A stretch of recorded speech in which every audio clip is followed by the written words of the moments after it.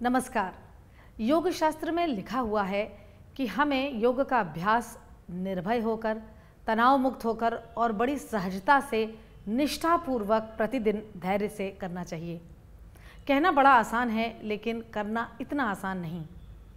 मगर योगाचार्य बीके अय्यंगार ने अपने 80 साल की साधना से इस बात का पता लगाया, खोजा और इसे प्रतिस्थापित किया कि तमाम ऐसे इम्प्रोवाइजेशन किए जा सकते हैं जिनके ज़रिए ये करना बहुत ही आसान है। हमारी यही कोशिश है आरोग्य योग की श्रृंखला में कि आपको योग करने के सही और सहज तरीके सिखाए जाएं, जिसके ज़रिए न केवल आप योग को अपने जीवन का अभिन्न हिस्सा बनाएं, बल्कि उसके तमाम फ़ायदे आप अपनी ज़िंदगी में महसूस कर सकें। आज की श्रृंखला में हम आपको कुछ इसी प्रयास के अंतर्गत अपने आसन सिखाने वाले हैं, जिसमें से हम सबसे पहले आपको पद्मासन सिखाएंगे।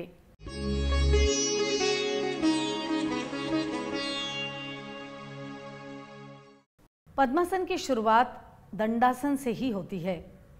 आप दंडासन में भली प्रकार बैठिए, यानी आपकी स्पाइन बिल्कुल सीधी रहे, आपकी tip of the fingers hip joint के पास में है और पैर खींचे और तने रहें, सीधे रहें। इसके बाद आप अपना दायां हाथ उठाएंगे सांस लेते हुए और दाएं हाथ से राइट इनर नी को पकड़ेंगे।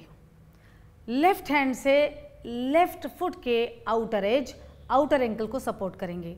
गुरुजी एक बहुत अच्छी बात बताया करते थे कि लेफ्ट एंकल को लेफ्ट साइड से जब आप पकड़ें तो इस तरह से पकड़ें जैसे बच्चे की गर्दन। ये हिस्सा बहुत इंपॉर्टेंट है पद्मासन लगाने के लिए। ज़्यादातर लोग इस छोटी सी बात का ध्यान नहीं देते, लेकिन इसमें एंकल पे चोट आने की या स्ट्रेन पड़ने की गुंजाइश रहती है।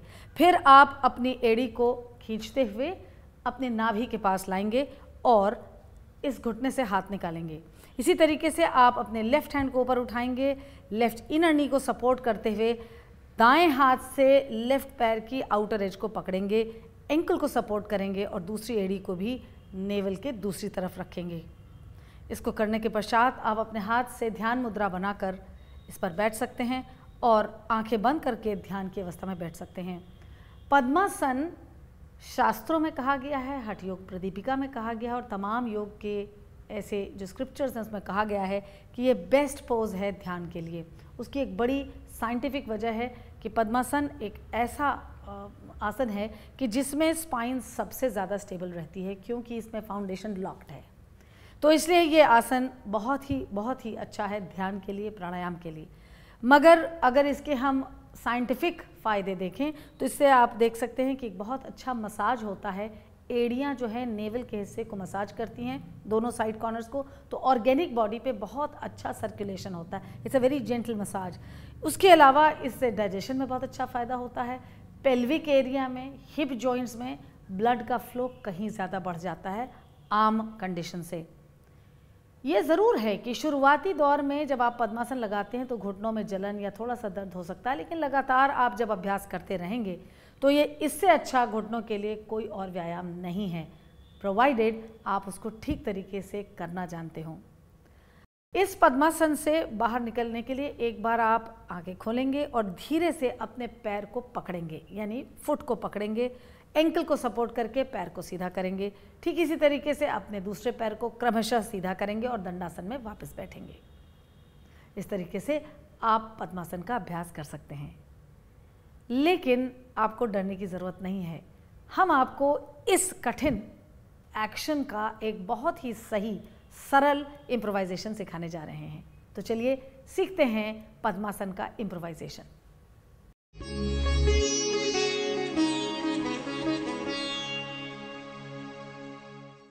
अब हम आपको पद्मासन का इम्प्रोवाइजेशन सिखाने जा रहे हैं।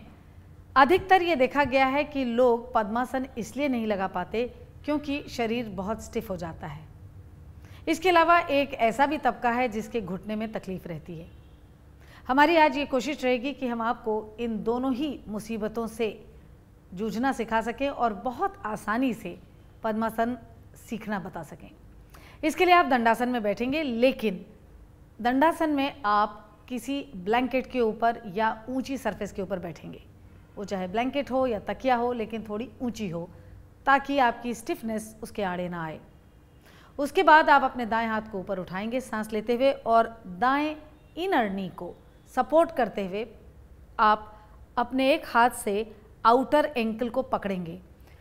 राइट फुट के आउटर एंकल को आपने पकड़ा है। ध्यान देने वाली बात है, सुरभि दिखाइए इन्हें, कि जो राइट इनर एंकल है वो जनरली डिप कर जाता है। तो आपकी कोशिश ये रहनी चाहिए कि आउटर एंकल को आप बहुत ही अच्छे तरीके से सपोर्ट करें और सपोर्ट करने के बाद आप अपनी एड़ी को नेवल के पास ले जाने की कोशिश करेंगे। इसके बाद आप देख सकते हैं कि जो राइट नी है वो हवा में तैर रहा है। ये बिल्कुल अच्छा नहीं है क्योंकि इसमें घुटने में जर्क लगने की बहुत गुंजाइश है। तो आप एक ब्लैंकेट लेंगे जिसकी हाइट अगर पूरी बराबर ना पड़े तो उसका रोल बना लीजिए और वो आपके आउटर नी को, राइट आउटर नी को सपोर्ट करेगी। Please do not support the outer thigh, केवल आउटर नी को आप सपोर्ट करेंगे। इस अवस्था में आपको कुछ सेकंड से कुछ मिनट तक, कुछ हफ्ते या फिर कुछ महीनों तक अभ्यास करना चाहिए। उसकी एक वजह है, आप यहाँ अपने दाएं पैर को ट्रेन कर रहे हैं घुटने के फ्लेक्शन के लिए और एंकल की मोबिलिटी के लिए। साथ ही साथ आपने जिस तरह से अपने नी को सपोर्ट किया है, आप अपने राइट हिप जॉइंट को भी सपोर्ट कर रहे हैं। तो ये मोबिलिटी, फ्लेक्सिबिलिटी और ये अभ्यास हफ्ते से लेकर महीनों तक चल सकता है। ऐसे पैर के प्रैक्टिस के बाद आप अपने लेफ्ट फुट को सिंपल लूज क्रॉस लेग की तरह राइट फुट के नीचे राइट थाई के नीचे ले जाएंगे। यानी आपका एक पैर तो पद्मासन में है और दूसरा पैर सुखासन में है। इस तरीके से आप अपने राइट नी को तो प्रिपेयर कर रहे हैं पद्मासन के लिए, लेकिन लेफ्ट नी को सुखासन में रखते हुए उसकी मोबिलिटी और फ्लेक्सिबिलिटी को बढ़ा रहे हैं। ये अभ्यास या प्रयास आपका हफ्तों से कुछ महीनों तक चल सकता है, depending upon your flexibility and your consistent practice. फिर आप अपने पैर को खोलेंगे और दंडासन में आएंगे। एक बार आपने इस अवस्था को या इस अवस्था पर माहिरी प्राप्त कर ली तो आप इसकी एक दूसरी स्टेज पे जाएंगे जो आपको धीरे धीरे पद्मासन की ओर ले जा रहा है। एक बार आप फिर अपने राइट लेग से पद्मासन लगाएंगे।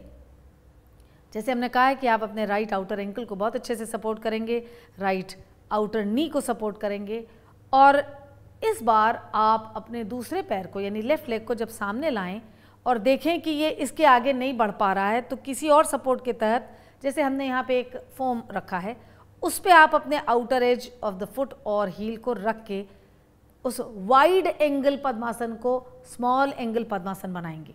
यहाँ पे आप देखिए हमने अपने बाएं पैर को क्रॉस करने की कोशिश नहीं की है क्योंकि ये वो अवस्था है जहाँ अभी स्टूडेंट या पेशेंट अपने पैर को उठा के क्रॉस नहीं कर पा रहा है। तो ये स्टेज 2 है जहाँ आप उसको एक लेवल पे ला रहे हैं, दोनों पैर एक लेवल पे तो आ रहे हैं लेकिन क्रॉस नहीं कर रहे हैं। और फिर आप अपने पहले पद्मासन लेग को खोलेंगे और फिर सुखासन लेग को खोलेंगे और दंडासन में जाएंगे।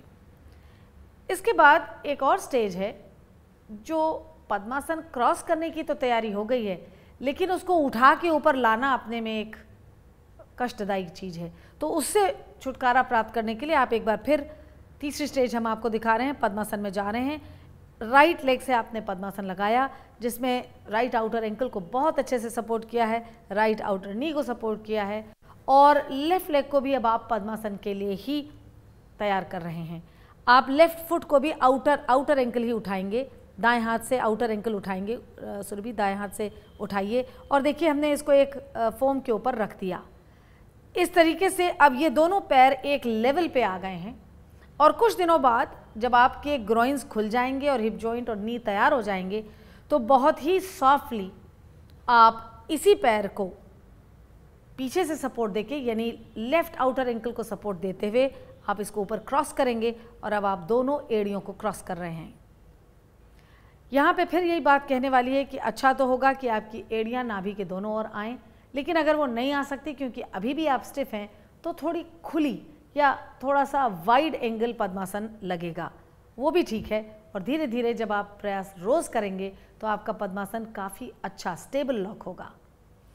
ये पद्मासन लगाने के बाद कभी भी आप अपने पैरों को झटके से नहीं खोलेंगे, इससे आपके जॉइंट पे बड़ा बुरा असर पड़ सकता है। तो एक बार आप अपने लेफ्ट फुट को फिर आउटर एंकल को हाथ से सपोर्ट करेंगे और धीरे से पद्मासन लेग को दंडासन में ले जाएंगे। इसी प्रकार से आप अपने लेफ्ट फुट के आउटर एंकल को सपोर्ट करेंगे और उसे भी खोलते हुए दंडासन में ले जाएंगे और आप सीधे पोजीशन पे बैठेंगे। आपका जो सपोर्ट है अब आप वो निकाल सकते हैं और आराम से दंडासन में कुछ सेकंड, कुछ मिनट तक अपने पैरों को खींचेंगे, तानेंगे, ताकि अगर कहीं कोई स्पैज़म या कैच आया है तो वो रिलीज़ हो जाए।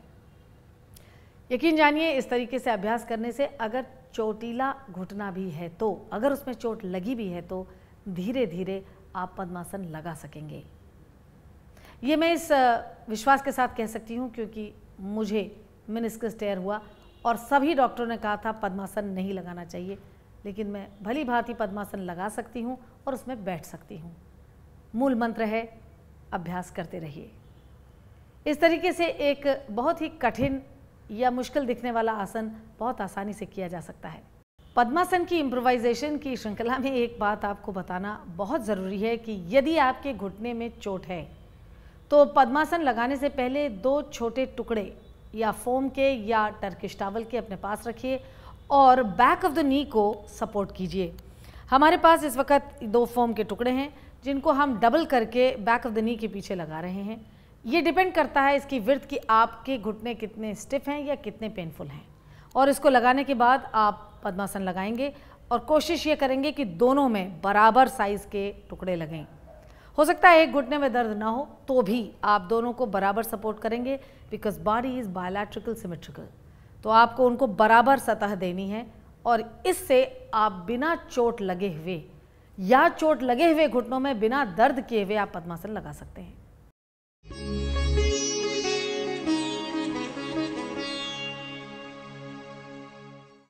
अब हम आपको भरद्वाज आसन 2 सिखाने जा रहे हैं।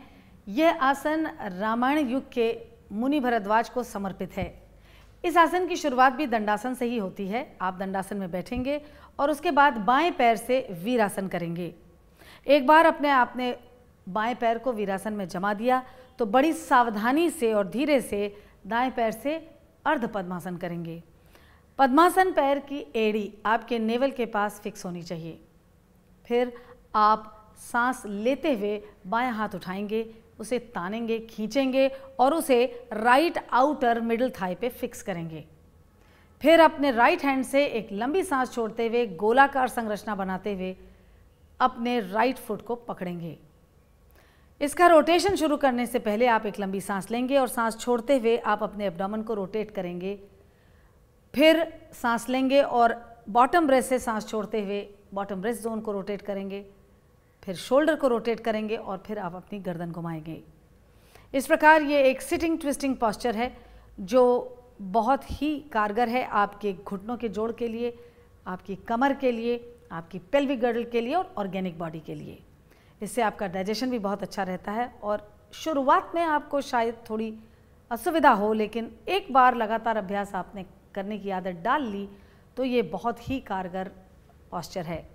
इसके बाद आप धीरे से अपने पहले पद्मासन वाले पैर को सीधा करेंगे और आप इसको दंडासन में लाएंगे। फिर आप वीरासन वाले पैर को सीधा करेंगे और उसे दंडासन में लाएंगे और दंडासन में अपने को स्थापित करेंगे। मुझे यकीन है कि तमाम दर्शकों के जहन में ये बात उठ रही होगी कि ऐसे पोज को कौन कर सकता है। यकीन जानिए आप सभी कर सकते हैं अगर आपको इसका सहज और सरल इम्प्रोवाइजेशन कोई सिखा दे। तो चलिए हम आपको सिखाते हैं भरद्वाज आसन 2 का बहुत सरलता से करने का उपाय, इसका इम्प्रोवाइजेशन।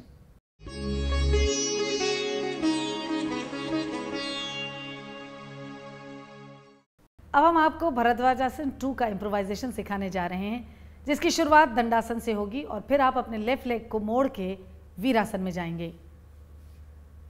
एक बार आपने अपने पैर को वीरासन में मोड़ के सेट कर दिया तो उसके बाद आप अपनी राइट लेग के नीचे, बटक के नीचे ब्लैंकेट का इस्तेमाल करेंगे।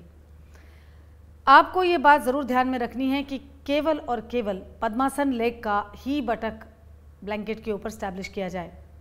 एक बार ब्लैंकेट पे बैठने के बाद आप ज़रूर देखें कि आपके दोनों बटक बोन एक ही लेवल पे हैं और फिर आप अपने राइट पैर से पद्मासन लगाएंगे, जिसकी एड़ी, राइट हील आपकी नेवल के साइड में फिक्स होगी।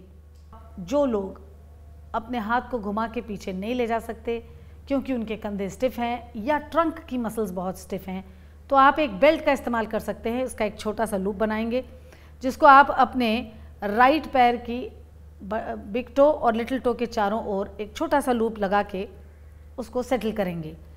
उस लूप की जगह इतनी रखिए या लेंथ इतनी रखिए जो आपकी स्टिफनेस को पूरा करे, यानी जितना भी आपका हाथ स्टिफ हो उसी के आधार पे आप लूप की लेंथ डिसाइड कीजिए।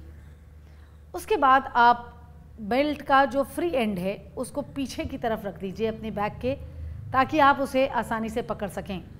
फिर आप अपने लेफ्ट हैंड को इनहेलेशन के साथ एक्सटेंड करेंगे और राइट आउटर मिडिल थाई पर फिक्स करेंगे और राइट हैंड को लॉन्ग एक्सहेलेशन के साथ पीछे घुमाएंगे और खुले सिरे को बेल्ट के पकड़ लेंगे और फिर धीरे धीरे बेल्ट पकड़ के आप उस बेल्ट के सहारे आगे चलेंगे जैसे चलते हैं और फिर बिल्कुल क्लासिक पोज की तरह inhale, lift the spine up, exhale, rotate your lower abdomen left to the right. फिर एक बार आप अपनी स्पाइन उठाएंगे इनहेलेशन के जरिए और rotate your bottom rest left to the right. And then in finality आप एक बार फिर स्पाइन उठाएंगे सांस लेते हुए और शोल्डर्स टर्न करेंगे left to the right with the exhalation and then neck completely turn करेंगे। इस तरीके से आप इम्प्रोवाइज्ड फॉर्म को बड़ी आसानी से कर सकते हैं, निभा सकते हैं और आपके इस प्रयास से धीरे धीरे आप क्लासिकल पोज की ओर बढ़ सकते हैं। एक बार आपने ये पोज पूरी कर ली तो फिर आप धीरे से लूप छोड़ेंगे और पहले पद्मासन लेग को रिलीज करेंगे और दंडासन में ले जाएंगे और फिर अपने वीरासन लेग को रिलीज करेंगे और दंडासन में ले जाएंगे और फिर आपकी जो ब्लैंकेट है उसको बटक के नीचे से निकाल देंगे और पुनः क्लासिक दंडासन में वापस आ जाएंगे। इस तरीके से आपका इम्प्रोवाइजेशन जो भरद्वाज आसन का है वो पूरा होता है।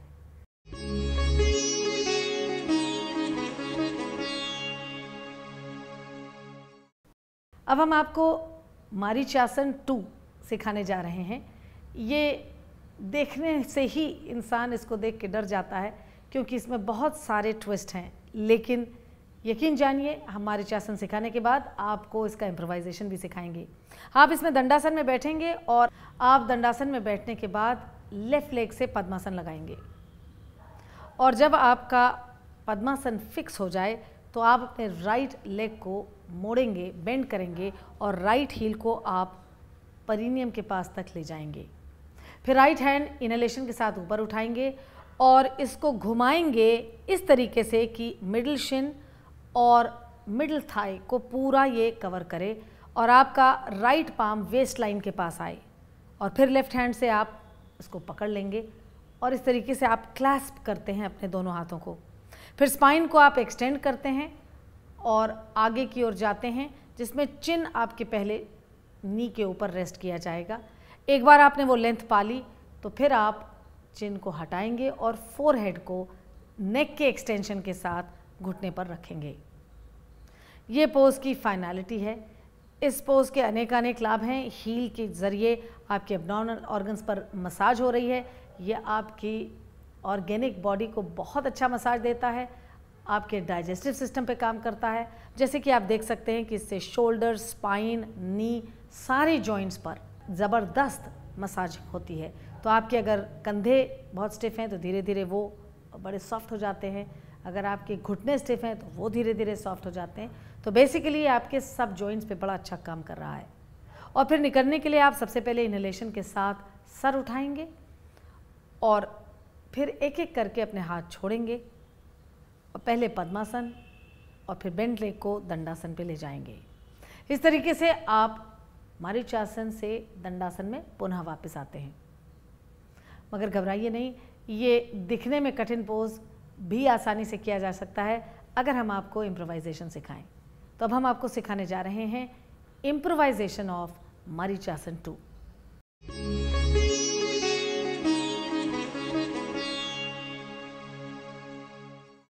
अब हम आपको मारीचासन 2 का इम्प्रोवाइजेशन सिखाने जा रहे हैं। इसके लिए आप दंडासन में जब बैठें तो ज़रूर किसी आसन पर बैठें। अधिकांश लोग इस पोज को नहीं कर पाते हैं क्योंकि उनकी स्पाइन को हाइट चाहिए होती है। तो आप 1 या 2 ब्लैंकेट की फोल्ड अपने बटक्स के नीचे रखेंगे और दंडासन में बैठेंगे। फिर आप अपने लेफ़्ट लेग से अर्ध पद्मासन लगाएंगे और लेफ़्ट हील को नेवल के साइड में फिक्स करेंगे। ऐसा कर लेने के बाद आप अपने दाएं पैर को मोड़ के उसकी हील को पेरिनियम के पास ले जाएंगे और फिर आप अपने राइट हैंड को उठाएंगे। एक्सहेलेशन के साथ उसको घुमाते हुए अपनी मिडिल शिन के चारों ओर घुमाएंगे, थाई के चारों ओर घुमाते हुए वेस्ट लाइन पर रखेंगे। फिर आपने एक जो बेल्ट जिसका लूप बना के रखा है अपने लेफ्ट हैंड साइड पे, उसके लूप को पीछे की ओर अपने दाएं हाथ को सौंपेंगे। ये लूप आपको वो लेंथ दे देगा जो आपके लिए शायद कम पड़ रही है कंधा घुमाने के लिए। और धीरे धीरे आप इस दोनों सिरे लूप के पकड़कर अपने हाथों को एक दिन, हफ्ते भर बाद, महीने भर बाद प्रैक्टिस के बाद आप पकड़ सकेंगे, दोनों हाथ को क्लैस्प कर सकेंगे। इस तरीके से आपने जब पकड़ लिया तो फिर हो सकता है आप अपने फोरहेड को घुटने पे ना छू सकें, तो आप केवल एक्सटेंड करेंगे। और यदि आप एक्सटेंड करते हुए चिन या फोरहेड को अपने नी पे रख सकें तो बहुत अच्छा है, ना रख सकें तो आप जितनी लेंथ पा सकते हैं एक्सटेंड कीजिए और ज़मीन की तरफ जितना जा सकते हैं उतना ही जाइए। फिर आप धीरे से इनहेलेशन के साथ ऊपर आते हैं और धीरे धीरे आप लूप छोड़ते हैं। कभी भी इस तरह के पोस्चर्स को झटके से मत छोड़िए। और फिर आप अपना राइट हैंड निकालते हैं, लेफ़्ट फुट सबसे पहले रिलीज़ कीजिए और दंडासन में जाइए, फिर राइट लेग और आप पुनः दंडासन में अपने को स्टैब्लिश कीजिए। इस तरीके से ये कठिन दिखने वाला पोज भी आसानी से अभ्यास किया जा सकता है और इसके तमाम फायदे उठाए जा सकते हैं।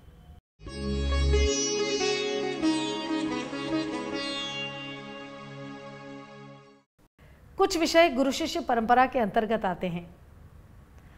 हम आपसे यही निवेदन करेंगे, उन विषयों को ऐसे ही सीखिए। कहने का मतलब यह है कि अगर आप योग का अभ्यास किसी गुरु की छत्र छाया में करें तो वो बहुत अच्छा होगा। एक, आपको गुरु रास्ता दिखा सकेगा, दूसरा आप इस महत् ज्ञान को बहुत ही आसानी से सीख सकेंगे। मगर अगर ऐसा नहीं है तो एक अच्छी पुस्तक भी आपकी मदद कर सकती है। इस कार्यक्रम के ज़रिए भी हम आपको बहुत ही साइंटिफिकली यही सिखाने की कोशिश कर रहे हैं कि आप किसी भी तरीके से गलत अभ्यास न करें, ज़्यादा से ज़्यादा अभ्यास करें मगर सही करें। जाते जाते हम आपको एक बार फिर याद दिलाना चाहेंगे कि आप अगर कोई दवा का सेवन कर रहे हों तो बिना डॉक्टरी परामर्श के आप उसे न छोड़ें। आपसे फिर मुलाकात होगी, तब तक के लिए नमस्कार।